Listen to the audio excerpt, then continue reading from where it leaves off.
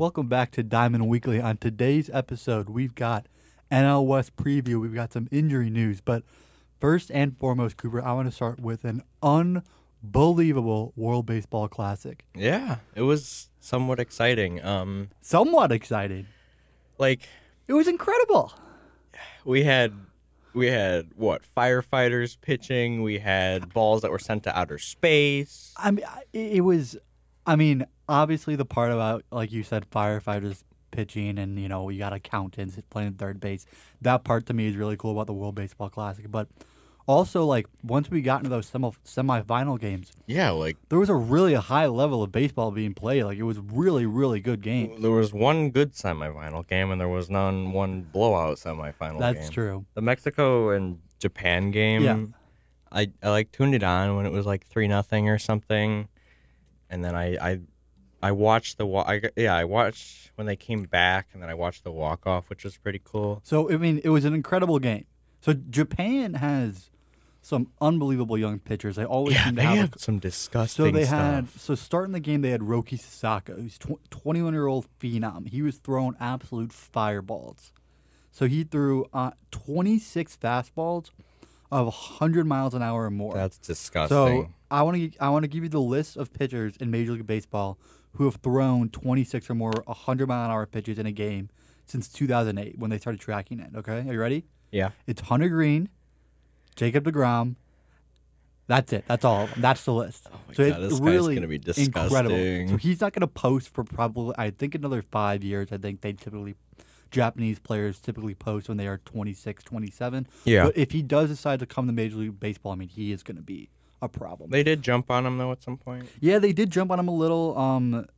They jumped on him in the fourth. Luis Urias hit a 3-run shot to put him up 3-0. Patrick Sandoval of the Angels actually looked great for Team Mexico.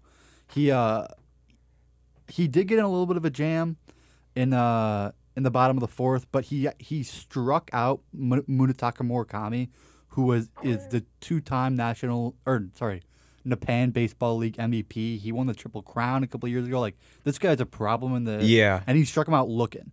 So, like, Patrick Sandoval He was the guy who was struggling all tournament too. I was watching him because they were bringing it up how he was like he hit 56 homers or something. I was watching him and he was not did doing not have a much. great tournament. We'll get to it later, but he did show up when it mattered though. But yeah, not a great tournament. He struck out a lot in this game. I think he struck out 3 times. Mm-hmm. But yeah, Sandoval looked good. He went 5 shutout. It looked like he was gonna give up a run when they brought him back after the 5th. But Randy Rosarina, I'm sure you saw that catch. He made an unbelievable grab at the wall and had the little pose. Randy Rosarina is a dog. Like, he is unbelievable. And do you know the whole backstory with like him and his family? And so like he's not technically from Mexico. So his journey to Mexico is super interesting. So he's actually Cuban national. He was born in Cuba, and he played in like the highest level of Cuban baseball when he was 17. Yeah. So he actually, in the 2016 World Baseball Classic, I believe. 17 World. Sorry.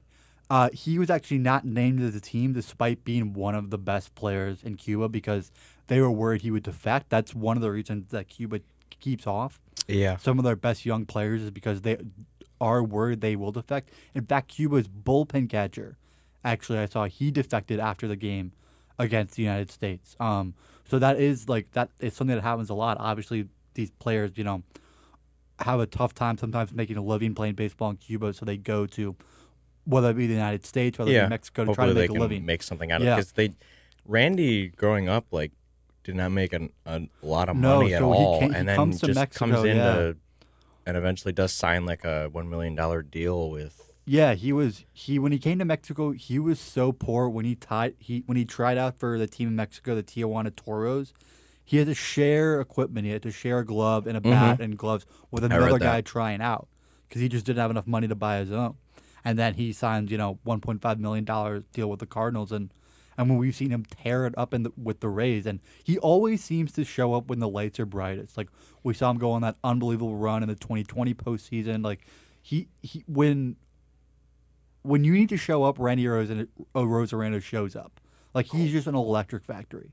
He seems to come up big when it counts every single time. In terms of Cuba, which they were kind of like the big surprise for the tournament, I would say. Like they were in a division that was full of like a bunch of other teams. Like then again, every single team in that division finished 2-2. So like they somehow got away with winning the division because of all the weird rules. Cuba was in a tough spot too, obviously, because they just don't have much major league talent on that roster. Not to say that there isn't a lot of Cubans who are very good players. They just were not on the team. Who did they? I'm trying to remember. Like they got through the groups, and then who did they play? Did they beat? I think they beat Australia in the quarters. Yep. To get to the semifinals. Yeah, I mean, just I always like to bring it back to my White Sox. Yo Moncada made the All World Baseball Classic first team look great, so that's inspiring. Hopefully he can turn things around. And then the U.S. walked in and just swept them away. I watched that game. That was disgusting. I mean, Trey Turner was unbelievable this whole World Baseball Classic. He hits a grand slam in that game. I am so mad I didn't get to see that live because I was working on stuff. Yeah, it was electric. I mean, it already looks like he's making that $300 million deal a bargain with Philadelphia. Coming off of like what? He had like 4 homers and he had 5 home runs in 6 games. Trey Turner. Yeah, that's disgusting. Yeah, so unbelievable. So yeah, I mean, getting to the end of that Mexico game. So Japan is actually down in the bottom of the ninth, and then the guy we were talking about, Murakami, who had been struggling that whole game, he was 0 for 3. He struck out looking twice. The RBI double to bring in 2 to win. He walked it off with an RBI double. So it's Japan, United States in the World Baseball Classic, and it was an unbelievable game. I mean, Japan. So Merrill Kelly started for Team USA. I'm like, okay. I hopefully he can, like, the first couple innings did scare me. Yeah. But, like, they didn't get, like, super out of it or something. Yeah, so Merrill Kelly did. I mean, I think Merrill Kelly's a pretty good pitcher. He did have a little bit of a tough start. He gave up a solo shot, and then they loaded up the bases on him in the second before he got pulled. And they only got like 1 or 2 Yeah, out of it. they actually only ended up getting 1 run on the board. Aaron Loop did a really good job coming in and managing damage. Because Japan had the bases loaded and no outs, and Loop only gave up 1 run. So it was still 2-1 after Japan had some early offense. But Trey Turner also hit another home run in this game. He hit a home run in the top of the second He was going nuts to there, dude. take a 1-0 lead. I watched this game live. I was at work and I was watching the game and I was like totally hyped up. Yeah. I mean, and then Japan hits another solo shot in the bottom of the 4th to make it a 3-1 game. And there wasn't a lot of offense after that. No, like they turned into like a Cubs team where they just cannot hit with people on base. They were 0 for 7 with people on base. Yeah, 0 for 7 with people on base. They had a tough time hitting. That was the issue. The offense just did not really show up in this game. Their offense was hard to come by. And Japan has some very good pitchers. All of these guys seem to be able to throw a devastating splitter in addition to unbelievable fastballs. It's like they really did do a great job. And things kind of lined up for them better a little bit than Team USA. Obviously, Team USA was probably hoping that they would get maybe Lance Lynn or Adam Wainwright. They did save up their bullpen, though, and the bullpen did well. Yeah, the bullpen held up their end of the bargain. The offense just didn't really. And we had a combo of Kendall Graveman, Loop, Devin Williams. I think Devin Williams looked pitched. Unbelievable. I mean, that changeup is one of the best, maybe 5 pitches in all of baseball. When he went 1, 2, 3, and I think in the 9th. Yeah, but I mean, we got what we all wanted. Like, you couldn't have wrote a better script for this game. Schwarber hits a solo shot. Still going. Yeah, I mean, that was a tank. He just and that was unbelievable. Schwarber's a guy that strikes out 10 pitch at bat a lot. I mean, he garbage. led the major leagues in strikeouts last year. He's a guy that punches out a lot, and he battled that whole at bat. He took some close pitches, he fouled off some really tough pitches, and he got rewarded at the end of, like you said, a 10 pitch at bat and hit an absolute bomb. So we get to the top of the 9th, and it's the matchup everybody wants. It's Ohtani closing out against Mike Trout. I don't know if it's just me, but like Trout did not have it this tournament. He struck out. He struck out. He did have a I tough think time. 11 times in 25 at bats. But yeah, so Ohtani strikes him out swinging to end this game. Just to put into perspective how unbelievable Shohei Ohtani is. So Mike Trout swung at all 3 strikes. He swung 3 times for strikes. So Mike Trout has 3 swinging strikes in only 24 of his 6,174 career plate appearances. So crazy. 24 times that has happened to him, and Shohei Ohtani did to him, and it, just blew by a 101-mile-an-hour fastball right down the middle of the plate. The guy is. Did he strike out at? I think he struck out 3 times that game too. Yeah, Trout had a tough game. He had a tough World Baseball Classic for sure. DeRosa. Mark DeRosa was talking about he's hoping in the future to maybe get a managerial job at some level. After this tournament, no way. What was this guy doing? I don't know. He's got Trey Turner batting 8th. And it worked, quotation marks? Okay, but put him at leadoff. That's baseball 101. You want your best player to get as many at-bats as possible. Yeah, even if he gets on, there's a speed threat. Just did a terrible job of managing the bullpen. And he kept taking Tim Anderson out. Yeah, I know you were picking it with that. That wasn't as big of an issue as I was making he took TA out a couple times for Jeff McNeil. Jeff McNeil actually did have a fantastic at-bat. Did you see the whole thing with he had 3 straight at bats where it was just 4 straight balls. So he saw 12 straight balls. Yeah. In over the course of 2 different games. No, Tim Anderson getting pulled wasn't that big of a deal. I was just mad because I'm a White Sox fan and I wanted to see Tim. Tim actually had a very good tournament. He started off really well in the groups. Even in the semifinal he hit really well. He had 2 hits in the championship game. He is a guy that just puts bat to ball, and if he does that this season, there's no reason he won't compete for another batting title. He is just an old school guy. He can hit all Remember, Mark fields. Told him if you hit a homer this tournament, you better do the bat flip. Yeah. And that's interesting because DeRosa was one of the guys when Tim Anderson first did one of those bat flips off Brady Singer. He was one of those guys that kind of got on Tim Anderson. It's hey, this isn't the way the game is played. You should do that. So it was kind of cool to see him come around and say hey, this is how the young guys want to play. They want to show some emotion. They want to get excited. When they do something good, they want to get pumped up. They don't want to just circle the bases quietly. The season is so long, and it's in a spot where people criticize the World Baseball Classic for being the atmospheres are crazy when you go to these games. That Mexico-Japan game was incredible. In the group stage, it sounded like a World Series game. The Dominican Republic Puerto Rico game that knocked probably the most insane lineup out, which didn't even make it past group stages. We'll get to some injury stuff in regards to that game. Yeah. But I don't know where because you put the World Baseball Classic after the season, but then some players might be watched. Guys won't compete. Yeah, I don't. You can't put it during the season because that just shifts perspective. So, it is a tough situation, and obviously we'll get to some injury stuff. There's a couple of guys who sustained some unfortunate injuries in the World Baseball Classic, but if you're just talking about from an injury perspective, injuries can happen at any time. Yeah. We've already seen a couple of guys get injured in spring training. Gavin Lux is out for the year for the Dodgers with an ACL. We saw Rhys Hoskins go down with an ACL the other day. So if you're talking about just from an injury standpoint, I don't think that's a good enough reason to move the World Baseball Classic because injuries happen all the time. Yeah. And I before this World Baseball Classic, I really didn't pay attention to the World Baseball Classic or international baseball as a whole.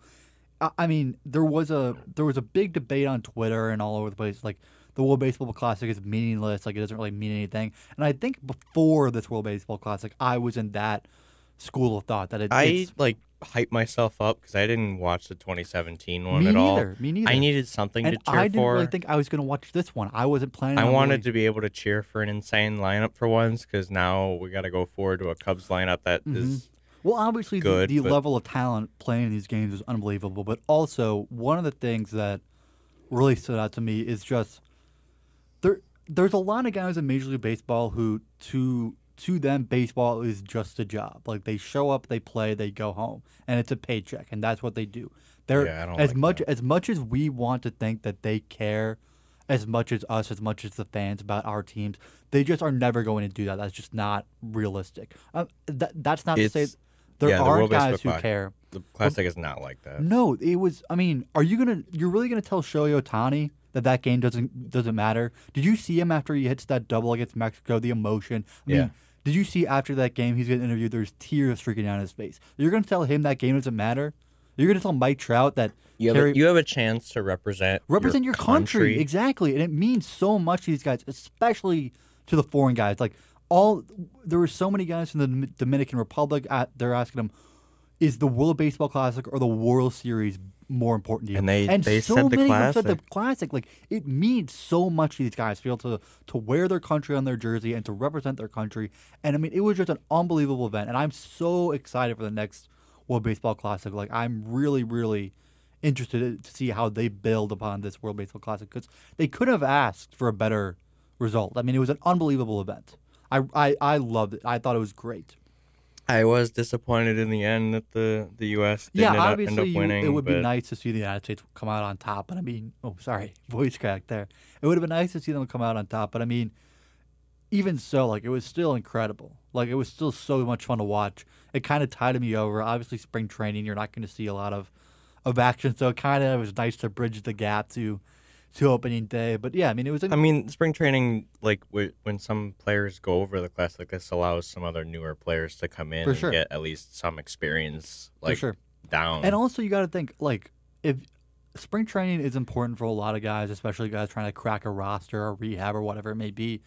But if you're looking at a guy like Paul Goldschmidt, who's coming off an MVP season, unbelievable year, like what does that guy really do in spring training? Like I'm sure a lot of these guys probably hate spring training because all they're doing all day is these stupid drills. Like they're getting maybe 2 at bats on a backfield and they're going and hit the showers. Like I bet like they would much rather play in these meaningful games where you have a playoff like environment every game.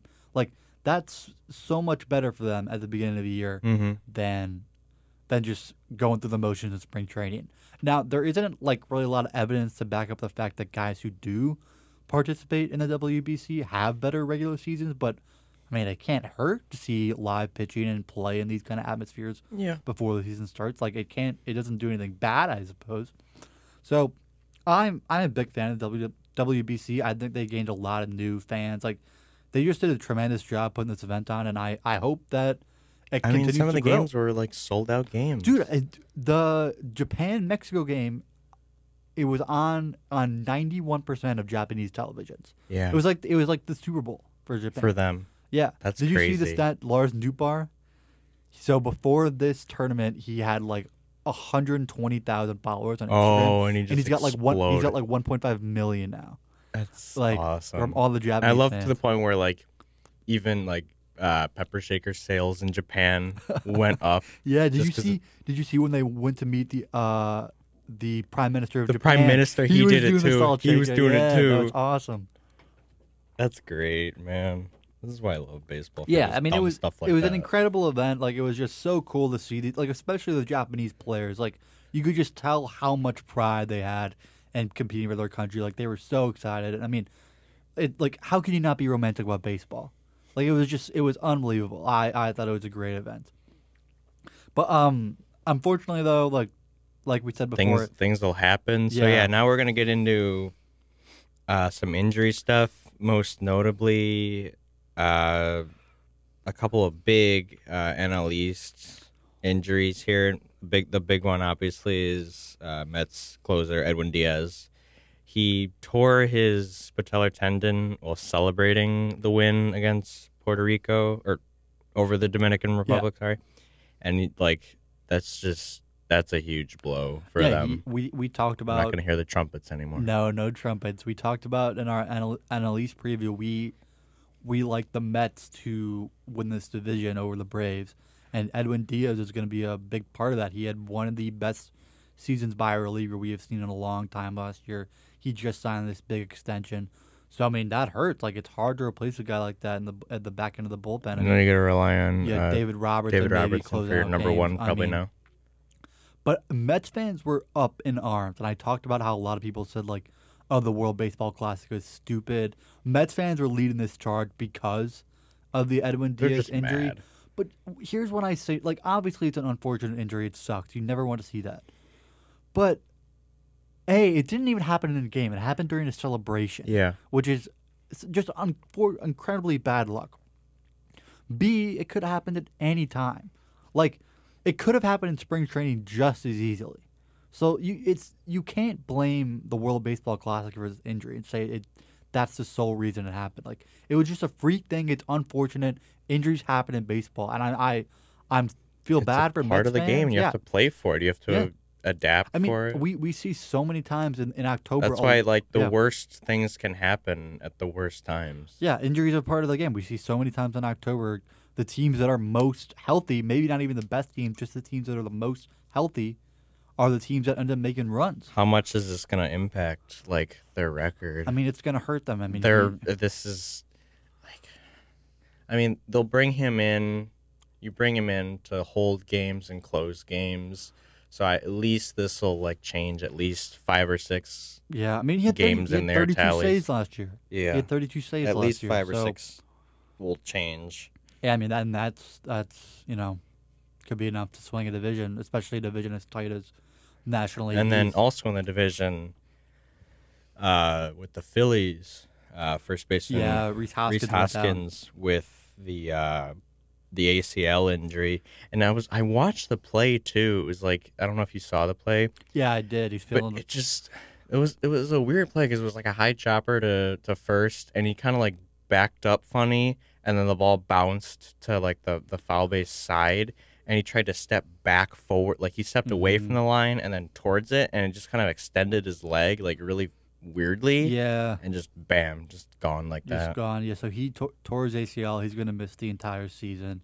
And that's a really tough blow for a Phillies team that's already down Bryce Harper for the beginning of this year. So that's 2 huge holes in their lineup. Obviously, they still have. I mean, Trey Turner looks unbelievable in the WBC. Who plays first for them? Real Muto. So I think it's going to be Derek Hall is going to be their first baseman now that Hoskins is out. Okay. But yeah, I mean that's tough. He's a guy that if he plays a full season, you could probably pencil him in for 35 bombs. I mean, that's a lot of power gone from that lineup. So they're gonna need Turner. They're gonna need Real Muto, Castellanos, who had a pretty down year last year. Schwarber, all those guys are gonna have to carry a heavy load until they get Harper. They're gonna be looking for Harper to get back. Yeah, quick. Yeah. What else? Then you have Altuve, which was from the Classic with the broken thumb. He'll be out at least 2 months. Yeah, 2 months. Daniel Bard, him in the thumb with got drilled by a fastball. Bard was wild. Yeah, he was all over the place in the Classic. There was a sect of Astros fans, because Astros fans are crazy. Yeah. They were like, oh well, there was a conspiracy among the Team USA players to get back at Jose Altuve because of the cheating scandal. Honestly, I'm with them. Yeah, good. You deserve it, buddy. We don't root for injuries on this podcast. We don't want to see anybody get injured.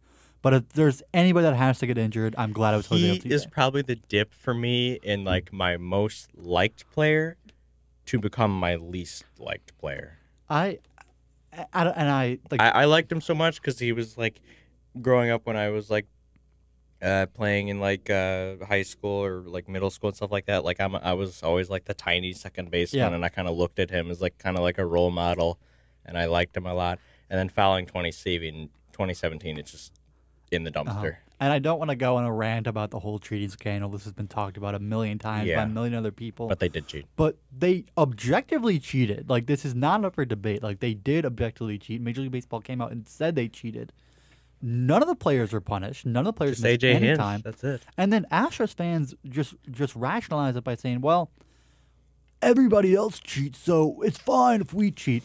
First of all, no, everybody else does not cheat. There was a report that the Red Sox may have been cheating that was not proven, and the Yankees were cheating. So one other team was cheating. So you guys don't get to just say oh, well, it's fine because everybody else is cheating. No, like you guys cheated to win a World Series and got away with it. Like I just don't like. It's never gonna not make me mad that they just got away with it. Whatever. Who cares? Like, another quick injury is, I know I brought it up, but Adam Wainwright. yeah, I didn't see much about this. He got moved to the AL. He got out moved because of a strain. He'll be out like several weeks or so.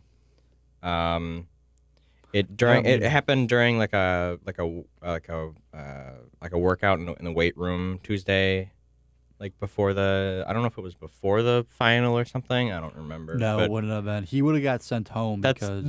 I don't feel like this is gonna make super much. Like he was kind of shaky. He did settle in because it was in the semifinal game where like Cuba had bases loaded, nobody out, and they somehow only got away with what, like 1 or 2. Yeah. And like I don't think in that case, if you had anybody else, I don't think you're getting out of that. Yeah, they talked safe. about on the broadcast how a guy like Waino could come just in. the field, like not a single ball left to the infield. No. That entire like sequence. No, but I mean, yeah, like they talked about on the broadcast, like it's one thing to say like, hey, you need to settle down, throw strikes. It's an entirely another thing to do it and get out of a jam. And like a guy like Waino brings a lot of experience to a team, but they're gonna miss him in this Cardinals rotation if he misses a significant time. Mm-hmm. Like we talked about doing when we were doing our central preview, like if there's anything that's gonna hold this Cardinals team back, it's the rotation. Like, I mean.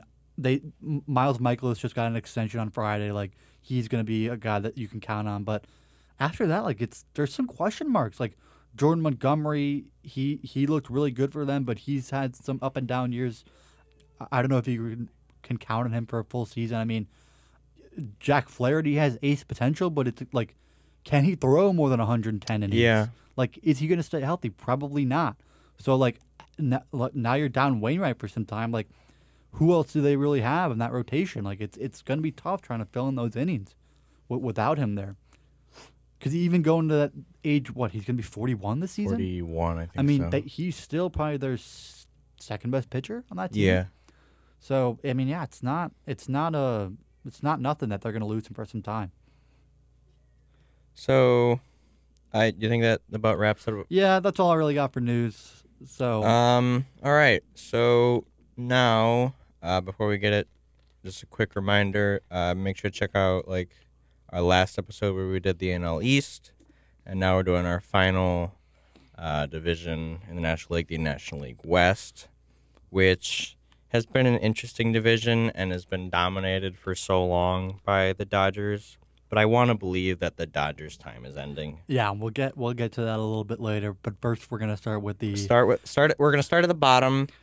Start a team that plays in the most played stadium in MLB The Show because balls are destroyed there. The Colorado Rockies. Yeah, 68 and 94. I don't want to spend a lot of time on the Rockies because they don't deserve it. They don't have. They don't much. deserve our time. Without looking at your notes, without looking at your computer. How many players can you name on the Rockies? Okay. How many players can I name? I can't name a single pitcher. Exactly. There was the one guy in the Classic, the lefty. I don't remember. He's a bullpen guy. Daniel Bard. Yep. In the Rockies? Yep. He's in the Rockies? There was another guy. I don't remember. But I know KB, he just is in the dumpster right now. He hasn't done anything. He was injured last year, though. Like, he missed some significant time. You got Crone. You have McMahon, MLB The Show 21 legend. Oh, my gosh. I feel bad. Like, I don't. No, you shouldn't feel bad because they don't have anybody. They suck. And they did nothing to try to make this team any better. Okay, now I can finally see. I didn't realize they picked up. I forgot about Blackman. Charlie Blackman, who's been their best player. I didn't realize they picked up Profar, which is interesting. But it's not. He's not a bad player, but he's not a guy that's going to. They also picked up Moustakas Moustakas too, which was interesting. Yeah, I mean Moustakas is past it. Yeah, he's out. But they're one of those teams that I talked about in the very first episode. About owners who just do not want to win. They are actively trying to lose games. I mean, what kind of a franchise lets Trevor Story walk and then trades Nolan Arenado for peanuts and eats his salary. Not only did they not get anybody back for Nolan Arenado, they didn't get a single top 100 prospect. They paid the majority of his salary for him to go play for another team. Yeah. So if that doesn't say, like, we don't want to win, I don't know what does. Like, it's just such an embarrassing franchise. Like, they have a couple power guys, like, but there's not much to look at. They are stuck in a somewhat difficult division. Players have done relatively well. Like, my man kind of had a down year. Crone had an okay year. Blackman, I think he wants to go for like a bounce back year. He did just sign a big extension. Sign a big extension in Colorado. Like, there's not nothing on offense. They have some guys. Like, if Chris Bryant's healthy for a full season, I expect him to have a good year. Yeah. But where you run into big issues is the pitching. And pitching is always going to be an issue in Colorado. Obviously, like you said, playing in that stadium, ball just travels further. But there is, like, I mean, like, I'm trying to flip through. Like, even by Colorado standards, like, this rotation is not good. Like, you're always going to probably add, like, for a regular guy, like, sub-3 ERA is, like, a great season. If you're pitching in Colorado, it's like if you can get sub-4, like, that's, that's unbelievable. It's not their fault, but, like, it's just a harder place to pitch. But would you call, like, their best pitchers? I see, like, German Marquez, Kyle Freeland. I'm, like, looking at their numbers. Yeah, and, like, German Marquez isn't a bad pitcher. He had I mean, I'm looking at their numbers and, like, ERA of, like, 4.5, but just 98 ERA in that plus. ballpark, it's hard. Yeah, I mean, it is hard, but, like, that's no reason why they can't go out and try to bring in pitchers. Like, German Marquez is not a bad pitcher, but he's probably the 4th or 5th pitcher on a good team. Kyle Freeland, Kyle Freeland actually looked pretty good coming out of the pen in the World Baseball Classic. Yeah, he did look good. He's a pretty average pitcher, 4.53 ERA, 104 ERA plus in 174 innings. I mean, and then after that, it's just a bunch of guys you've never heard of. Austin Gomber, Jose Urena, Connor Siebold. None of these guys are above league average pitchers. They did re-sign. I did look up. This is just something small. Tyler Kinley in the bullpen. He had like 25 innings and only gave up. They called it a stellar year. He had like 25 innings last year and out of the pen, and had like let me look up specifically how many runs he gave up. But like they called it a better year. But yeah, out of like 25 games, sub-1 ERA, so that might be something to look at out of the bullpen. Yeah, I mean, a little bit of a limited sample size, but I mean, yeah, it's not nothing. As far as like what else is in their bullpen, is there anything else? I mean, not really. I mean, you have, like we said, Daniel Bard. He was good last season. Like, he was actually very good last season. He had a 1.79 ERA in 60 innings. It's a 2.62 ERA plus. Like, he was actually really, really good for Colorado, but like after that, there's not a lot. Brad Hand, he had a pretty okay year with the Phillies. He could hopefully come in and stabilize some things. He had a 2.8 ERA and 45 and a third innings. But I mean, that's gonna balloon pitching in Colorado, obviously.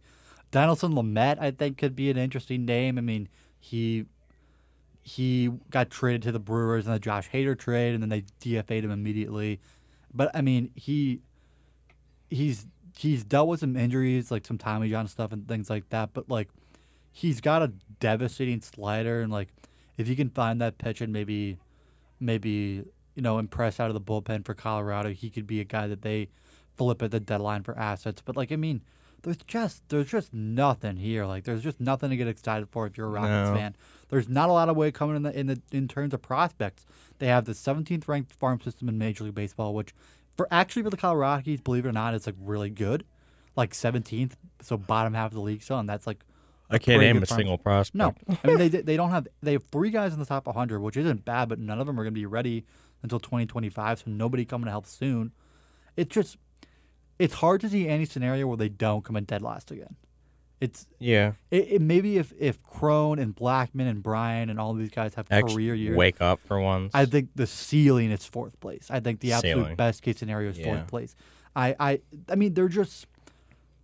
I mean, it won't do anything to help the Rockies get out of the National League West No. basement, but like there are like some of these moves. They are moves that obviously just show a team that's in. They'll benefit a little bit from not having to play the Padres and the Dodgers as much, obviously with the schedule balancing. The new schedule changes. But like they're just so bad on the road. They haven't finished above 400 on the road since 2017. Yeah. Obviously, when you're playing Colorado, you're going to be better at home. Like that's obvious. But I mean, 400. I haven't been above 400. Like that's like, just frankly, like sound and logical, like are not really adjectives we've been able to use with the Rockies in recent years. But like it's just baby steps. I mean, yeah, there's nothing to look forward to if you're a Rockies fan. Like, there's nothing to get excited about. You're going to this year. No, it's another year where they're not trying to win games. Where your ceiling is probably a 70-win team, and it's, I mean, yeah, it's ceiling, just tough. complete ceiling. Like they're not going to go anywhere. We know they're not going to do anything, and yeah, I mean, it's just not a fun situation to be in as a fan. I mean, that's the Rockies. All right. Anything else on them? No, nothing. I mean, they suck. They're going to be terrible. I don't see much else. And I don't like. I want to be an optimist. Like I don't want to just dump on teams unnecessarily. But like, they are going to be really bad. They're going to be really bad. A team that they're going to fight with the fourth place team, the Arizona Diamondbacks, who finished 74-88. They're a young team that has some interesting pieces. They did They got a top 10 prospect in Gabriel Moreno. Yeah, Gabriel Moreno is the guy that they're hoping that from the Blue Jays, Yeah. and they got Gurriel, and when they sold away Varsho, I think it was in the trade. It was Moreno and Gurriel for Dalton Varsho. Moreno, a guy who can hit Yeah. a baseball into a wall. Yep. But that he saw limited time in his rookie season in Toronto, but like I don't know how much specific time he got to play. Yeah, he only had about 70 at bats, so super small sample size. But he looked pretty good in those 70 at bats. He is competing in. Well, I mean, we'll get more into this when we get to the Blue Jays, but he was competing with Danny Jansen and Alejandro Kirk. Kirk, who's already an all-star catcher. So Yeah. the Blue Jays just kind of had to pile up at catcher. There's nowhere really for him to get consistent at bats, so that's why I flipped him for an outfielder, Dalton Varsho. But I mean, the potential is there. Like he could be a dude at a premier position like catcher that is gonna hit. He hasn't played a lot of games, even in the minors though. Like he's only played a couple hundred games between single, double, and AAA and the majors. So there's going to be a learning curve for him. They're going to ease him in slow. They're probably going to split time between him and Carson Kelly. But I mean, you can see what he could be. You know, like he could be a guy that at a premier position like catcher can go out and hit 20 to 25 home runs, hit for average, get on base at a high level. So, I mean, they're hoping that he's going to be a guy that will be a cornerstone for them at the catcher position. Mm-hmm. And then, I mean, outside of Moreno, the star of the show is Corbin Carroll, number 2 overall prospect in baseball. I mean, he's a dude. He looks good. Yeah. He signed a big extension this offseason. Yeah, I'm looking at that right now too. I think it was 8 years, 80 million, something like that. Oh, I lost it. It was something there. But yeah, he's the guy who's just like with any other rookie. He's just gonna develop with more time. He came in a little bit at the end of the season last year, looked really good. He had in 115 at bats. He had 260, 330, 500 with 133 OPS plus. He had 1.1 WAR in 31 games. Sorry. Yeah. So over a full season, you're talking maybe a 6.5 WAR season. I mean, that's really impressive. Like not a ton of pop there, but not a ton of pop, but like an unbelievable defender, a lot of speed. He's like a prototypical leadoff guy. Yeah. Like, I think he's probably gonna win Rookie of the Year this year in the National League. Like he's probably the odds-on favorite. Like a guy that you can really be excited about and like hang your hat on if you're a Diamondbacks fan.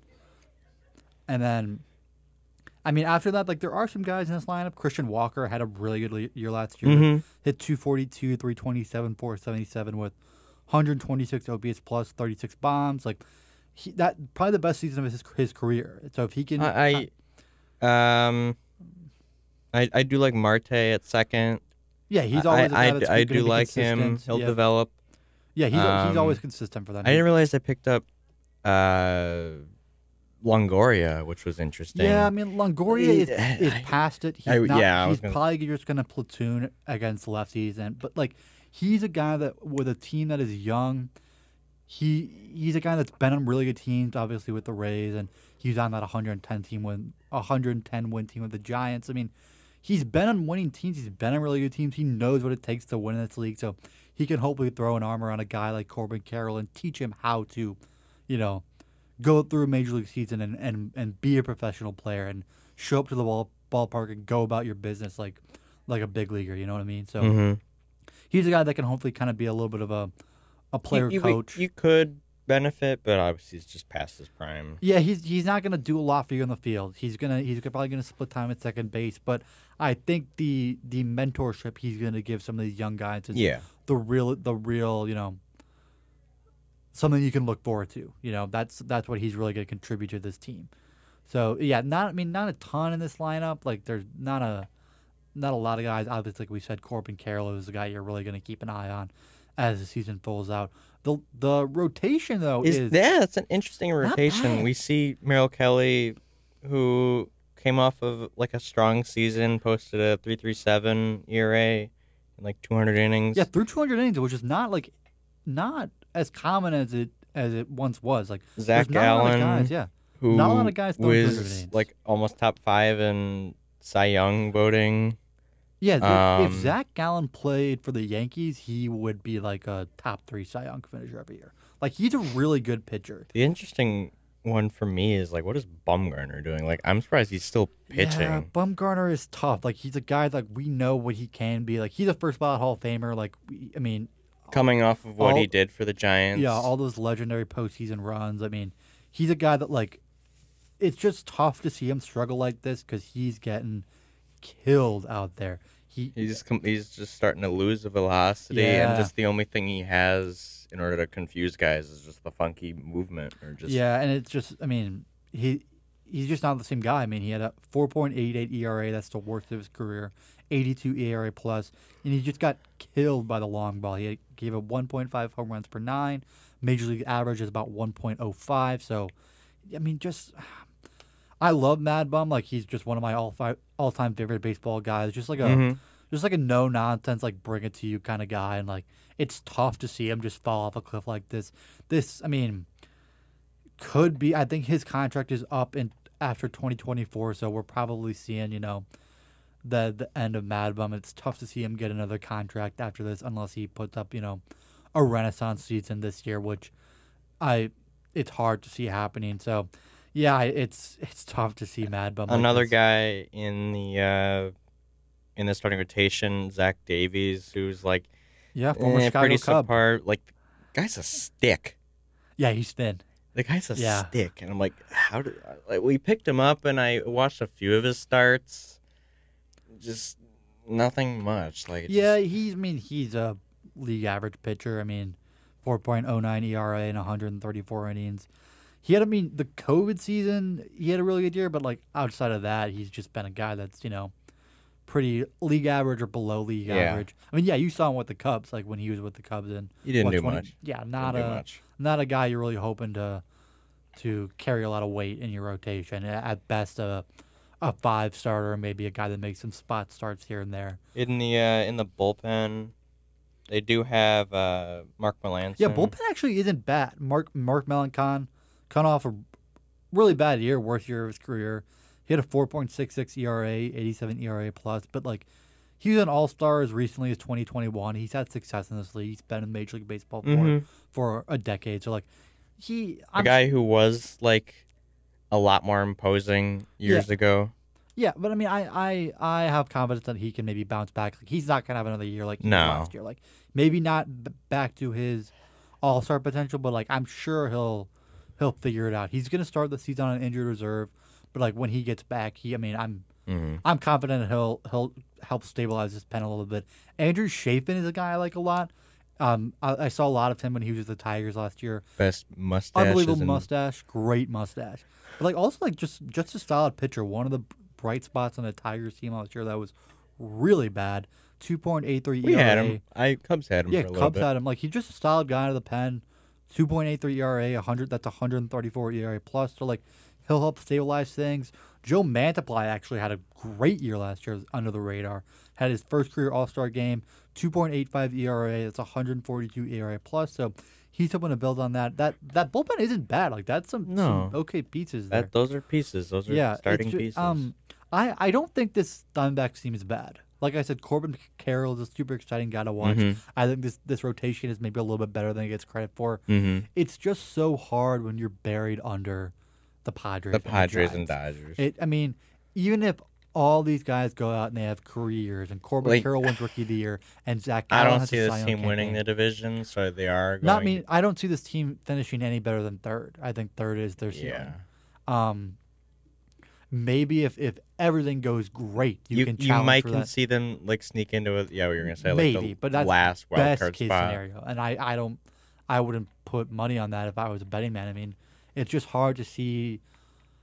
I think down the road there's a roadmap for maybe this team can be competitive, but right now it's really hard to get out from under that mountain of the Padres and the Dodgers. It's just so hard. They're projected to win 75 games. I think they can win 80, 81 games. I think they could be a 500 ball club. But, I mean, that's just not going to be enough to do it in a division as stacked as this one. Yeah. So, yeah, that's the Diamondbacks. So, we'll get into the Giants. The Giants had a crazy offseason. Yeah. Oh, we're getting Correa. And we're not getting Correa. Yeah, so they signed Correa. They signed Correa to a 13-year, $350 million contract. And then on the day he's supposed to have his press conference, the day he's getting introduced to the media, they call the deal off because of a failed physical. His family was literally sitting in the hotel across the street from the facilities waiting to go to the press conference, and they find out, like, oh, the deal's off. And then Correa, obviously, he signs with the Mets. He doesn't sign with the Mets, and then he ends up going back to the Twins. Like, just a weird scenario all around. And then Aaron Judge, Arson Judge. Remember? John Heyman tweets out that the Giants agreed to terms with Arson Judge. Arson Judge. Obviously misspelled Aaron Judge, but they thought they were getting Aaron Judge, and then that turns out to not be true. So they knew they were gonna have to go out and spend big when you have a team like we said, the Dodgers and the Padres are right below you, so you have to go out and spend a lot of money if you want to have the chance to compete. And they tried to, they made an effort to. They just, I guess the offers weren't there, the money wasn't there, whatever it might be. It's an unfortunate situation with Correa. I mean, but even in spite of that, they had a pretty good offseason. Yeah, they did pick up. Who did they pick up here? They did pick up Mitch Haniger, who I actually really like. Yeah, he's a big guy who I can feel is like someone you can rely on in like a big key situation. Yeah, he missed a lot of time in 2022 rather, but in 2021 he had 253, 318, 45, hit 39 homers. So he's a guy you can rely on the outfield. Yeah, he's a good player. It's hard to complain about signing a guy that has, 40 home run potential. Like, he's a guy that has some pop. Michael Conforto, he missed all of 2022 with a hip injury. Did you hear the rumor about how Conforto got injured? No. So allegedly, and I don't know if this is true, this could all be completely bullshit, but allegedly, he was at a bachelor party. Oh no! And he jumped off a chair through a table, like you see WWE style. WWE style. He jumped off a chair through a table and messed up his He's hip. not going to confirm that, obviously. No, obviously he's a Scott Boras guy. I'm sure Boras is pissed because he lost out on so much money. So he's kind of on a prove-it deal with the Giants. I mean, he has a guy that's had some success. He had some pretty bad years with the Mets his last 2 years in New York. But, I mean, it's not hard to see that maybe he can bounce back and return to some of the success he had earlier in his career and be, because he's been a 30 home run guy before. He is a pretty good defender in the outfield. Mm-hmm. So, you could see him come in and contribute in this lineup. Mm-hmm. It's not impossible to imagine. You bring in Sean Manaea to kind of stabilize his pen. He was okay in Oakland. Not a big Sean Manaea. No. So he was good in Oakland, but obviously Oakland, a very pitcher-friendly park. You have those huge foul territory, super deep outfield. So all the numbers said as soon as he leaves Oakland, he's going to regress. and that's exactly what we saw It's gonna in take him in San time Diego. to He had get used to somewhere new. he had a so bad year in San Diego last year, 4.96 ERA. That's a 78 ERA looking for plus. a comeback here. So he's hoping for a comeback. I'm not counting on it. I'm not a very big of Manaea. I don't think he's as good as he gets credit for being. But I mean, you never know. Maybe he comes in and he's a stabilizing presence for that Yeah. rotation. I just I don't think it's as good of a They sign pick as up people say. Taylor Rogers to Yeah. join his brother in the bullpen, Yeah, which Tyler Rogers. I like that combo. He is not as good as the numbers might say. He had 28 saves last year, which like on paper, like hey, But 28 saves, posted but a 5.48. yeah, so 5.48 ERA, 73 ERA plus. Like not a guy you can really rely on. And he blew 7 saves. He was so like he's not a guy I'm thrilled about having at the back end of my pen. I mean, but maybe he can turn things around. Ross Stripling, actually, really nice signing, I think. He's coming off a really good year in Toronto. He had a 3.01 ERA. That's 129 ERA plus, over 134 innings of work. So he's a guy that'll bolster the middle of this rotation. I mean, I think that's a signing that maybe went under the radar. That's going to help the Giants. So I mean, the lineup got better. Like the team is. I do see pieces. Obviously, probably the big two are Brandon Crawford, who... Yeah, Brandon Crawford, not a great year at the plate last year. He hit 231, 309, 345. That's 88 OPS plus. But like, he's a guy that's always going to play Gold Glove level defense. Like, one of the best defensive shortstops in all of baseball. And I mean, I think that this year was just an anomaly for him. Like, I would count on him returning to form and having a much better year at the plate than he did last year. I mean, Jack Peterson is I was going to say Jack Peterson, who posted like somewhat well. He's someone who's going to benefit from the ballpark, so I'll be looking to see if he hits really well. They have Yaz too, who's done recent. Let me look up. has been pretty good for them, and he plays a very good defensive center field. And that outfield will be pretty good. You're gonna get Peterson out of there. Peterson, obviously, subpar batting numbers, but he's something you do have to watch out for. Yeah, I mean, and I think just getting Peterson out of the outfield where he was horrendous last year. Now that you have, I think they'll probably Conforto, Yastrzemski, Haniger, some combination of that. I mean, that's put Jock in a DH spot. DH. I mean, Jock is miserable in the field. He's just not good. But I mean, this lineup has some guys like Lamont Wade Jr. He's a guy they're hoping that will have a big year for them. Missed a lot of time in 2022. Hit 225, 325, 389. But like, if he stays healthy, like the potential is there. Like the lineup isn't bad. Like there are some guys in this lineup. The rotation isn't bad either. Like they took a hit. Carlos Rodon obviously leads. He had a Cy Young campaign for them last year, so it always hurts when you're losing an ace like Carlos Rodon. But obviously, like we said, Manaea and Stripling are coming in, hoping to bolster that rotation. Anthony Webb had another great year in his second full season of Major League Baseball. He proved that rookie year wasn't, just a fluke. He had a 2.9 ERA, that's 139 ERA plus, and 192 innings. So he's a workhorse, pitches a lot of innings. And then Alex Cobb also had a pretty good year last year. He had a 3.73 ERA. It's 108 ERA plus and 150 innings. And so he'll provide some depth to the back end of this rotation. Alex Wood is another guy that will provide some depth to the back end of this rotation. So the rotation isn't bad. They're going to get Anthony Desclafani back. He missed almost all of 22 with an ankle injury, but he'll probably come out of the pen, make some spot starts, stuff like that. But I mean, if he's healthy, he'll be a guy that can contribute to this rotation. So, I mean, they've got some guys. This is a team that a few years ago they won 100 games. Yeah, won over 100 games, and then just kind of lost it in the playoffs. Well, yeah, I mean, they lost Buster Posey, who even in his last season was still one of the best catchers in baseball. Like, it always hurts to lose a guy like that, just in the clubhouse, not even at the plate. Like, losing a guy like Buster Posey, especially towards the second half of the season, they fell off a lot. They had a tough time, and like a guy like Posey means a lot in a clubhouse when the going gets rough. They're not a bad team. The Giants are a good team. I think in a weaker division, they can maybe challenge for a division crown or at least a second place. But like we said, this isn't just a regular division. This is the NL West. You have the Padres and you have the Dodgers ahead of you. So they're not a bad team, but they really need to go out and get one of those premier free agents, whether it be Correa or Judge or Trey Turner, whoever it might be. And they did it. Mm-hmm. And so it's hard to imagine a scenario where they're not a bad team. No, like they are someone I saw myself starting to look into, like when they were in the playoffs when the Cubs are kind of out of it. I just don't see them overtaking the Padres or the Giants. No, it's just really hard to imagine a scenario where unless they did add enough to look better, but they're still going to be. Yeah, I just don't think it's enough to really compete for a division that's this loaded. So they're expected to win 81 games.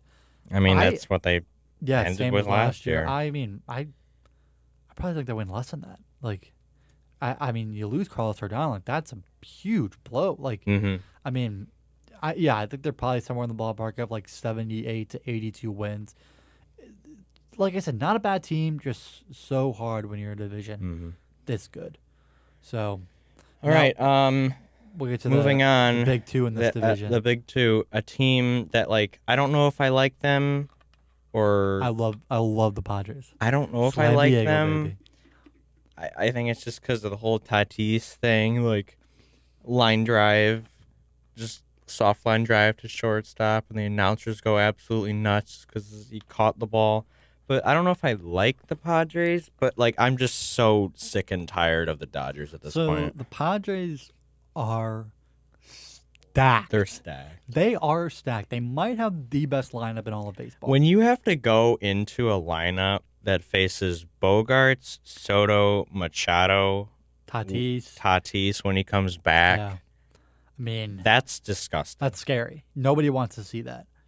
I mean, so they go out and they make a splash in free agency. They sign Xander Bogaerts to an 11-year, $280 million deal. The Padres are just throwing them on money. Like, they get the third highest payroll in all of baseball, only behind the Mets, who the Mets are giving anybody a contract, and then the Yankees. So they spent a lot of money. Like, they knew they needed to go out and spend if they want to have any chance of dethroning the Dodgers at the top of the division. And they did. I'll give them their credit. They went out. They extended Yu Darvish on a big deal. They extended Manny Machado on a big deal. I mean, they really did make an effort to go out and try and make this team better. Manny Machado, who had an up year last year, was second in MVP voting. And in any other year, he probably wins MVP. If it weren't for Goldschmidt just going on a tear, like Manny Machado in a lot of other years is MVP. He is a guy a lot of people hate because he's kind of taken on this villain role. But you know what? Major League Baseball needs villains. Yeah. Sometimes you need villains. And Manny Machado is a guy that people love to hate. I love Manny Machado. He's a guy that just goes out and flat out hits. Hit 307, 377, 456 with 131 OPS plus. He plays gold glove level defense at third base. I mean, he's just a dude. 6.8 WAR last year. That's 7th in all of baseball. Like, I'm a huge fan of Manny Machado. Like, and I mean, then you bring in Xander Bogaerts to bolster that left side infield, of the infield. Yeah. I mean, Bogaerts had another great year last year. Hit 307, 377, 131 OPS plus. That's a 5.9 WAR. He's a silver slugger level guy at shortstop. He's probably gonna move Tatis out to the outfield. Probably. They're probably gonna hide him maybe in one of the corners or maybe center field. He has had outfield experience. He's a very athletic guy. It's just, I mean, he struggled at short, led the league in errors a couple of times. I mean, so it's just not really a position where he's gonna be able to thrive. But like, he obviously just makes up for it with the bat. I mean, so you have like, if you bring in a guy like Xander Bogaerts to strengthen a position that you were already strong at. Obviously, you have Manny Machado, who's a guy that's like an MVP caliber player. And I think Manny Machado might be the third best player in this lineup. I think there's a case to be made he's the third best player in this lineup. Yeah, I could see that. Like, you have Juan Soto, who is, if not the best hitter in baseball, top 5 for sure. Yeah. I mean, he's only He's 24 years old. Last season, he hit 242, got on base at a 401 clip, which is ridiculous. I think that led Major League Baseball. Hit and slugged 452. He had 135 walks. That led the league. Yeah. And he gets on second. 100. 111 by Aaron Judge. So, like, the guy just gets on base. He knows how to with the Soto Yeah, I shuffle. He mean, just knows how to get in people's for a heads. guy his age to have, like I said, he's only 24. To have an understanding of the strike zone like that, he's only going to get better.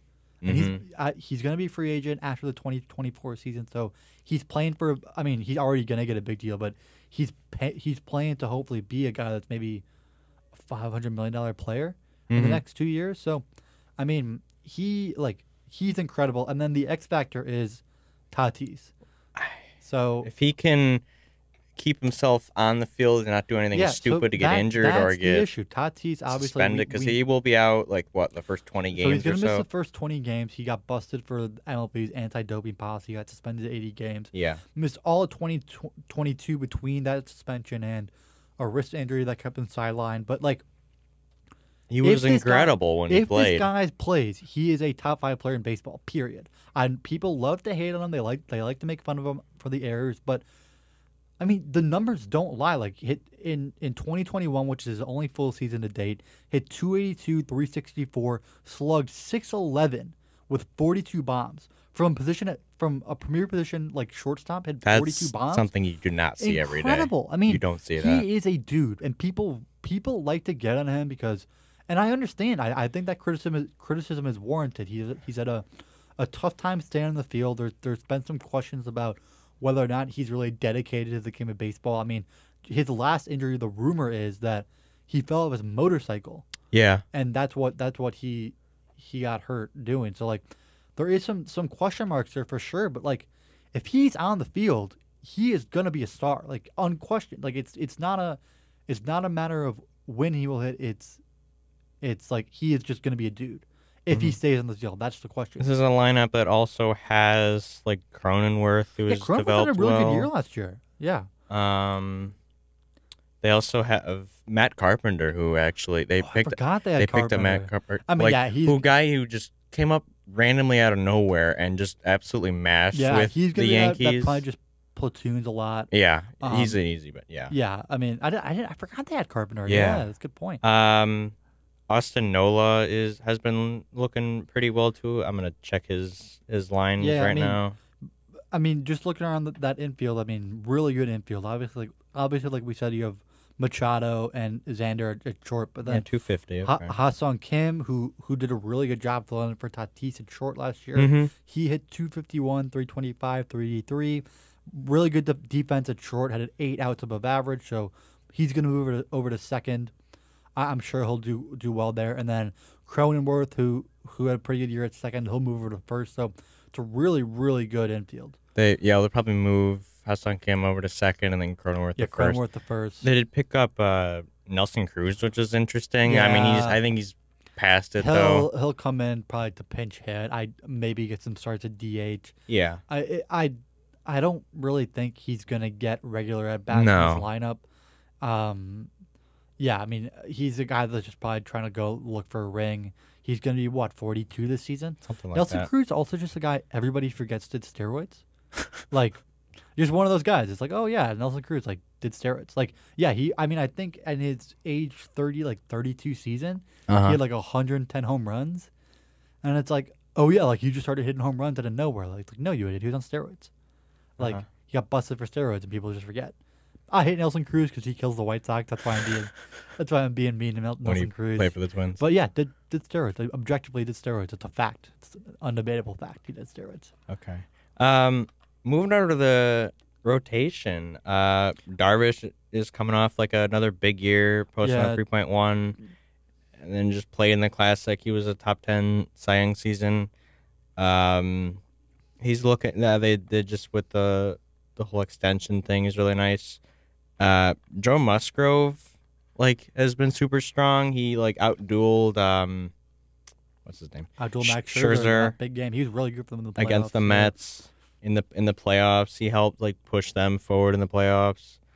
I didn't realize they picked up Michael Wacha, which is an interesting one. Yeah, he'll stabilize the back end of that pen. He was pretty good with Boston last year. 3.3. He was a lot stronger for the Cardinals, from what I remember, very slightly. Yeah, I mean he's not the same guy he used to be, but as a fifth starter in this rotation, he's pretty strong. 3.32 ERA, 127 ERA plus, and 127 innings of work. So for a Mm-hmm. fifth starter, not shabby. And then you have Blake Snell, who kind of caps out this three-headed monster of Darvish, Musgrove, and Snell. Had a 3.38 ERA. It's 111 ERA plus on 128 innings. So he's another really good pitcher in that rotation. So yeah, they've got dudes. Musgrove is actually going to miss a little bit of this season. He's probably going to miss his first couple of starts. He broke his toe Oh, after okay. he dropped the dumbbell. I didn't know that. So he's probably going to only miss 2, maybe 3 starts. The Okay. goal is for him to return I didn't know that. around April 15th. So that's they'll probably have played 14, 15 games by then. So he's not going to miss significant time. But yeah, that's just something to Another starter I didn't realize they picked up. They picked up Cole Hamels. Oh, did they? I didn't even know Cole Hamels was still playing. I know. I don't know the deal, but he last pitched in 2020 right? with Yeah. Atlanta and only did like 3 innings. But Oh, when wow. he was at the Cubs, he pitched for like 140 innings, posting at 3.8. I thought Cole Hamels retired. I know, I thought so, did not too. know Cole Hamels was still in Major League Baseball. That's interesting. I mean, I don't know if he's really going to be a guy that No, contributes. I mean, maybe he's had a very excellent past. Yeah, obviously, but I mean, that's over a decade ago. So I mean, Yeah. when he was with the Phillies, obviously he was very good, but it's been a long time since he's had any sustained success. So I mean, it's hard to see him really coming in and making an impact on this team. But I mean, you never know. Maybe he finds some magic and then has a Renaissance type year. But I mean, I wouldn't count on it. I'm not looking for Cole Hamels to have another top 10 Cy Young finish like he did in the past. I mean, it's just Moving over to the bullpen, like Penn is pretty good. when they picked up Josh Hader, that seems like an insane move. Who actually absolutely just dropped for some reason when he picked up, that was probably one of the biggest surprising moves Yeah, so for the Brewers when they made him. They acquired him at the deadline for a couple of prospects, and everybody was shocked. You're like, why would the Brewers trade Josh Hader? Like, obviously the Brewers have Devin Williams that they can count on to step up and move into the closing role. But Josh Hader, one of the probably top 5 closers in baseball, shutdown guy at the back of the bullpen. Like, why would you trade him? And then when he got to San Diego, it was looking like, hey, maybe the Brewers made the right deal. I mean, he sucked. He had a 7.31 ERA, 54 ERA plus in 19 appearances with the I don't know the Padres. what happened. Just like a guy that has been a multiple time All-Star, like a great closer, and just fell off a cliff out of nowhere. But I mean, they stuck with him. A lot of teams probably would have pulled him from that closing role. The Padres stuck with him, and he was actually really good in the stretch run in the postseason. Obviously the regular season was bad, but he was pretty instrumental in their playoff run where they got all the way to the National League Championship Series. So I think it was just a fluke. I think it was an adjustment for him moving to San Diego. I'm sure Hader will return to form as an all-star level closer and really strengthen the back end of that pen. I'm not worried about Josh Hader. I don't think anybody else should. No. They have some other pieces in Robert Suarez, Nabil Krismat, my guy, who have posted sub-3 numbers, which are interesting. Padres are all in. Yeah, they spent a lot of money they're going for this year, and if rightfully they're so. healthy, they're going to be one of the best teams for baseball. Yeah, and I need a team to unseat the Dodgers. Just unseat the Dodgers. I'm just tired of the Dodgers going to the championship series or the World Series every other year now. Is this the year? I really do think this is the year. I think they have a better. And it's so hard because the Dodgers. It always seems to be like, oh well, this is the year the Dodgers fall off. This is the year the Dodgers are going to be bad, and they just never seem to fall off. They always just seem to have. I mean, they didn't they've won the division how many times in a row? I mean, they did lose a couple years ago to when the Giants won a couple hundred games. What I mean, other than that, they win that division. Pretty much every year. But I'm predicting the Padres to win this division. I think the Padres are a better team top to bottom. I really do. I think they're the Dodgers lost pieces. So yeah, and so we'll get to the Dodgers right now. So the Dodgers last year, they won 111 games. That's the best in Major League Baseball, and then they lost to the Padres in the divisional series. I, the Dodgers have been a great team for the last decade, but I mean, how much does a 100-win season really mean if you can't win 3 games in the 12 that playoffs. matters? Yeah, Yeah. like you got to be able to win in the postseason, and the Dodgers just.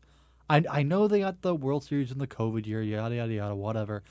That's And they lost to San Diego in the divisional I know last year. a team that they had killed in the regular season. Mhm. Since 2020, they're 33-16 against the Padres, and then they lose to them in the playoffs. Like it's and like I said, I know they won the COVID World Series, but like to me, I personally like. great. I don't know how much But they nobody- ran away with it last Yeah, year, but Nobody. I'm not counting that No, as a World it's a Series. 60-game season. I'm No not counting fans in the stands. Like to me, that's not a meaningful World Series in any way. Like, yeah, it's nice you can put the trophy up in your case, but like, you didn't really go through the grind of a full season and like No. really do what it takes to get to the No. top. Like the Dodgers, for as good as they've been in the regular season, they just never seem to get it done when it matters. But and on paper, I think you can make an argument this team's worse. They lose Trey Turner. Okay, so they lose Trey Turner, they lose Cody Bellinger, they lose Justin Turner, Joey Gallo, Gavin Lux. Yeah, Gavin Lux is going to miss the whole season with the injury. I mean it. I also think an underrated guy that they lost, Andrew Heaney, Okay. who signed with the Rangers. He was good for them in limited action. He had a 3.10 ERA. That's 136 ERA plus in 72 innings. And then he got banged up with a shoulder injury, but like he looked really good when he was healthy, and I don't really know why they let him walk because he would have been a cheap guy to bring back. The Dodgers always seem to do a really good job with these bargain bin type pitchers. They make them into really good rotation pieces. So I don't really know why they let Heaney walk. I like Heaney. I think he's going to bolster that rotation in Texas along with Jacob DeGrom. I mean, yeah, I don't really know why they let Andrew Heaney walk. That was a little bit odd to me. With all those losses, they tried to pick up some pieces. They did pick up Thor, Noah Syndergaard. Yeah, I actually really like Syndergaard to bounce back. I mean, obviously the beginning of this year, the beginning of his career, he was super exciting with the Mets. I mean, he was throwing fireballs, like really exciting young pitcher, and then his career just kind of got derailed by injuries and hasn't been great. He was okay with the Angels. Phillies. He was actually good in the Phillies postseason run. He looked good in his the start he made in the World Series. Yeah. So, but I mean, not as good as he maybe could have been. We thought he would be early in his career, but the Dodgers just seem to take guys like him and just make them into dudes. Like they just become good players. Like I said, Andrew Heaney, who's a guy that was kind of a cast off. David Price, after he had some bad years in Boston, comes to the Dodgers and has some good year. Like the Dodgers, for whatever reason, they just know how to develop JD pitchers. Martinez. What? JD Martinez. Well, JD Martinez is a hitter. Yeah, I know. I'm just Okay. picking people they picked Yeah, up. but I'm talking about in terms of pitchers. Okay. They just seem to really be able to turn these pitchers around that are maybe mediocre or in a tough place in this And career. then someone who they always look forward is they always follow Kershaw. Yeah, you got Kershaw coming back. Could be his last year. Maybe. He's on a one-year Maybe. deal. I mean, he's only 34, so he's not that old, and the numbers are still there. But there were rumors he might have retired this year. He was thinking about retirement, but he's still as good as ever. 2.28 ERA last year in 126 innings. That's a 184 ERA plus. Behind him, you got Julio Urias. Julio Urias, who just exploded. Great year He led the majors for a little bit in ERA. I don't know if he finished it, but he led the National League in ERA. Justin Verlander was incredibly a 1.9. Okay. So, but yeah, I mean, really good year from Urias. He I think he was second in Cy Young voting last season. So they're looking for him to come back and have another really good year. Like we said, you got Noah Syndergaard in the middle of that bullpen. I think he'll take a step this year. They do have Dustin May. So they're gonna get Dustin May back, who Was it a 5 line? But he's still relatively new. In 2021, he posted like a 3.13 or so. Yeah, they're gonna get. He only made 5 starts in 2022, and then he got shouldered with Tommy John. But Mm-hmm. like he struggled with command a little bit, and he hasn't really been able to stay healthy. But I when- primarily see him as like a of- funky guy. of what we have seen of him, though, like he is a guy that could be an ace. Like he is Mm-hmm. really, really good. Like, Mm-hmm. and I expect the Dodgers, like they'll figure out with him. Like he'll find the strike zone. Like he's probably gonna be fourth, fifth starter on this team opening day. But like there's no I don't see any reason why he can't have, if he stays healthy, an ace type of year. Like he can be really good for them. And then you also have Tony Gonsolin, who had a great year for them. He missed a little bit of time last year, but when he was on the mound, he was great. He had a 2.14 ERA, it's 196 ERA plus. Was honestly probably pushing for a Cy Young until he got banged up and missed the second half of the year. But he'll bounce back, I'm sure. Like so, this rotation is good. Like they have some dudes in this rotation. One flaw that you can point out is possibly like their bullpen. Yeah, the bullpen is. Mr. Gratterall is like a scary guy whose velocity is interesting. 3.24, but I think is he primarily going to be their save guy? I don't know. I think Evan Phillips could be a guy that they comes in and closes some games for them. I don't really know because they had Kimbrel last year, remember? Yeah. And he is where's Kimbrel? Boston, right? We went over where I think Kimbrel was. I'm pretty sure Kimbrel's I don't in remember. Boston. Pretty sure Kimbrel's in Boston. No, he's with Philadelphia. Yeah. He's with Philadelphia. So they're losing Kimbrel. They did sign Alex Reyes too, which who did well. He's gonna miss. He's gonna miss the He's first gonna miss few time. He's gonna with miss the injury. the first couple months of the season. Daniel Hudson is gonna miss some time. He's a guy that was good for them in limited time last season. So you're kind of relying on some young arms that haven't really pitched a lot or proven a lot at the major league level. You're relying on guys like Ryan Pepiot, Caleb Ferguson, Alex Vesia, all guys that are in the their second or third year in Major League Baseball and haven't seen a lot of action. They're gonna have to carry a huge load. So if you are looking for a flaw with this team, that a reason why maybe they are gonna fall off to the Padres this year, like the bullpen is the reason. It is a little bit shaky, but this lineup is still moving over to the offensive side, really, really good. It's still the Dodgers. You have Mookie Betts, obviously probably a top 10 player in the entire. Mookie Betts is unbelievable because he is like all he's done is just like put up 6 top 10 MVP seasons. And he's a guy who is like he can play the infield, he can play the outfield, play everywhere. And for some reason, the national media just can do everything. Yeah, they just forget, like, oh, yeah, Mookie Betts is like one of the top 10 players in all of Major League Baseball. He can hit, he can run, he can field. Gold Glove level right fielder. Like, had another great year last year. He had 269, 340, 533, with a 136 OPS plus.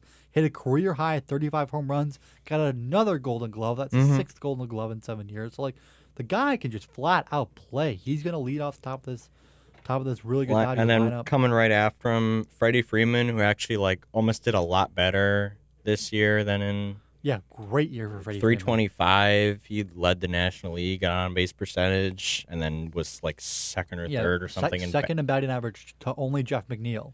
So like he had a great year after coming over from Atlanta. He loves playing over there. Yeah, I mean he hit 47 doubles too, which led Major League Baseball. Like great year for Freddie Freeman. He'll put up another All-Star level, season. Like, don't gotta worry about Freddie Freeman. You also got Will Smith, who, after JT Realmuto, maybe you can make a case for Adley Rutschman too. Probably the best catcher in baseball. Hit 260. Yeah, I could see that. Maybe a top 5. I mean, I don't know what. Like, we can have this argument. Who do you think? I think Realmuto is 1. I think you can make a case for Rutschman 2. And I think it's Will Smith. I think Rushman's up there. Like, I mean, he's an underrated player. Like he's brand new still, but I think Rushman's up there. He came up and didn't miss a beat. Like he's very, very good. But I think Will Smith is probably 3rd. Okay. I think maybe you can make a case for like Alejandro Kirk or Wilson Contreras, Maybe. but like Will Smith is a very good player just because of what he brings to the defensive side, but like also a very good hitter. He hit 269, or sorry, that's not him. He hit 260 rather, excuse me, 343, 465. That's 120 OPS plus.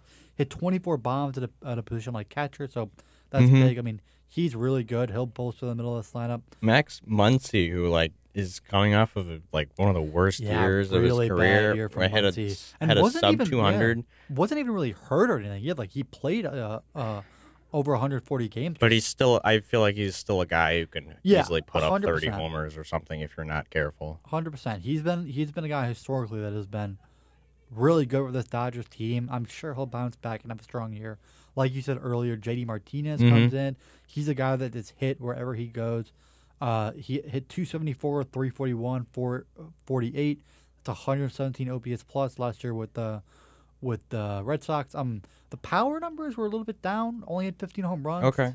The isolated power is down a little bit, but I mean, I'm sure he'll hit still. Like, he's a very good player.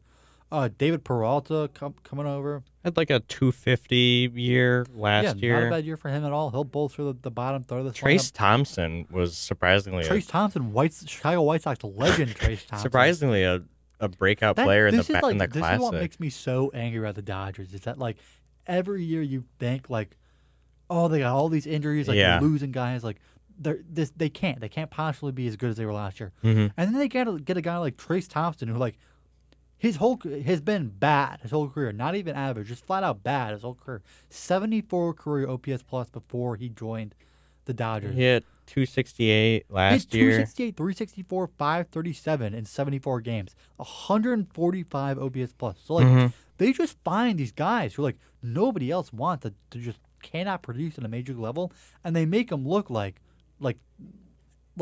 all-star level all-star caliber players. Like, they just put guys in positions to succeed.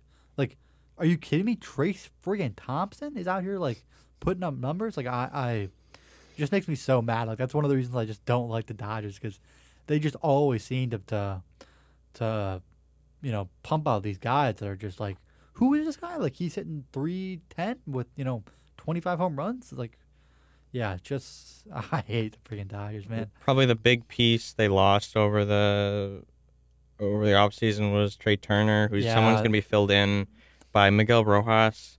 And I'm looking at his numbers, who surprisingly hit 300 in like 2020 with Miami. So it is possible that like you're not going to cover the hole with Trey Turner. Yeah, obviously, Trey looks like he's just adapted and becoming an even better player after watching him in the Classic too.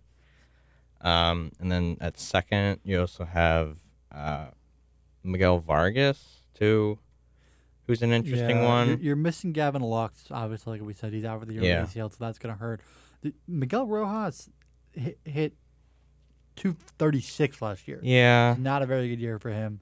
Actually, pretty friggin' bad. So, year. because because he was stuck behind Gavin, so. Yeah, I mean, he's going to have some big shoes to fill. I don't want to doubt the Dodgers, because every year we say the Dodgers are dead before it gets over. Like, they're not going to do it, and then they always come out and they win 100 games. Yeah, I'm nervous, but I just want to see someone fall. I just think the Padres got so much better. Like, they are such a good team, and I think the Dodgers got worse. I think they're going to really miss Trey Turner. Gavin Lux being out hurts them a lot. I don't think that bullpen is very good, and I also think that they are injury prone. I think a lot of those pitchers have had histories of injury outside of Kershaw. All of those guys have had significant injury between Gonsolin and May.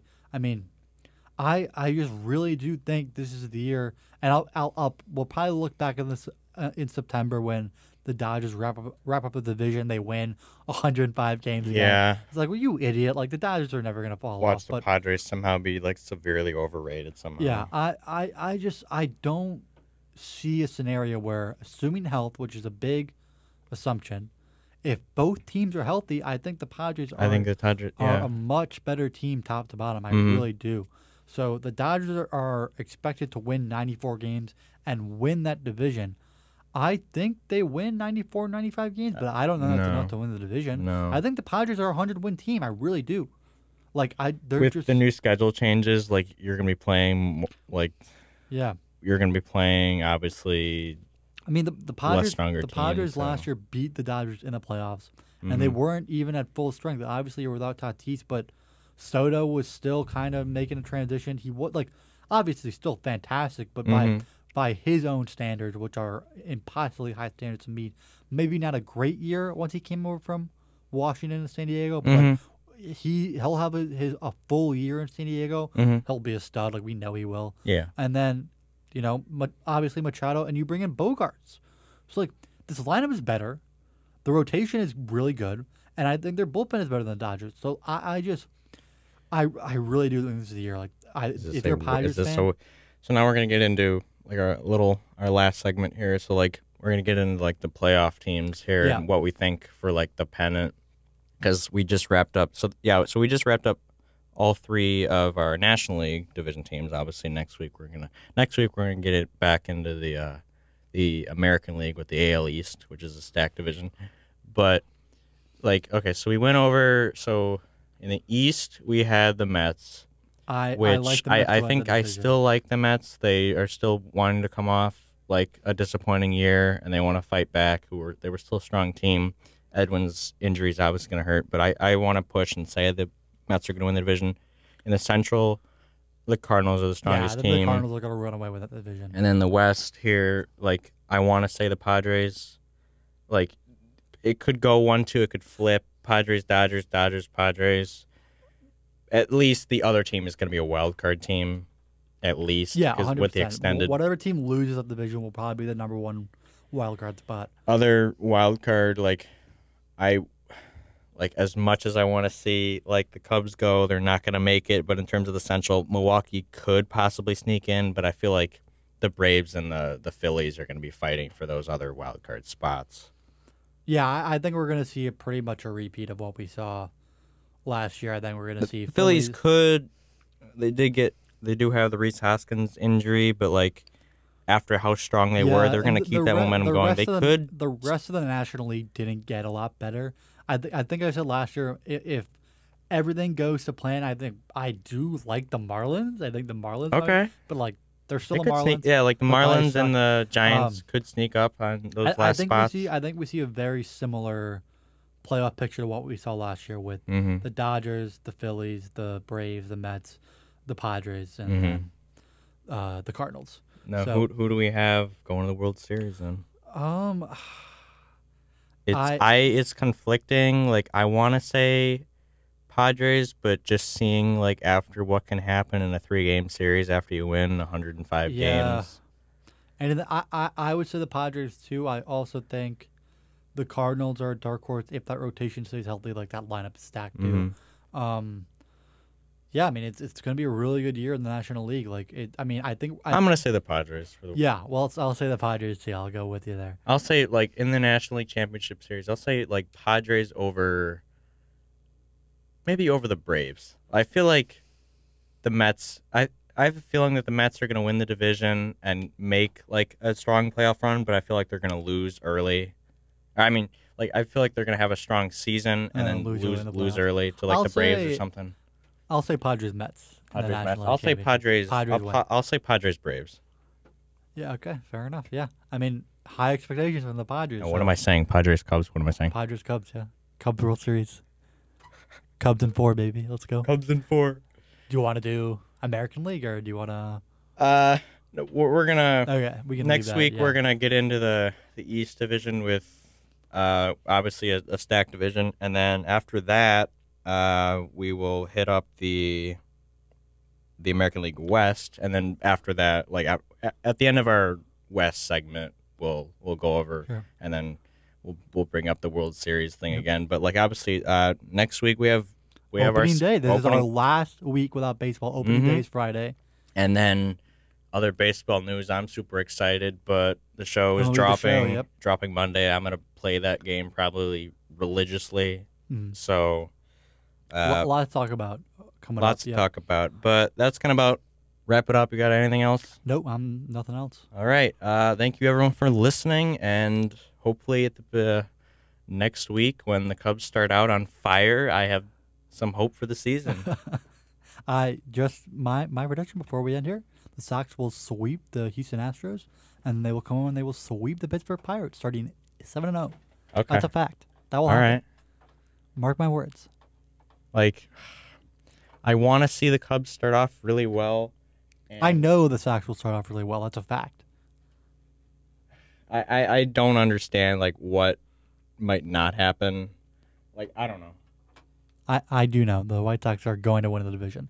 All right. If you, just not gambling advice, but if you were to go out and maybe say like, hey, the White Sox are going to win the division, maybe put a dollar on there or two, like, hey, that's not a bad idea. That's a good idea. Put $1 win. Put $1 down. Win 2. They're going to win that division. Fact. Cubs They're going to win the World Central. Series. Fact. Oscar Colas will win Rookie of the Year. Dylan Cease will win Cy Young. Luis Robert will win MVP. Thank we you, will everyone, be for the listening. best team in Major League Baseball. Fact. We Book it. will see you next week. So long. Thanks, you guys, for listening. Go White Sox.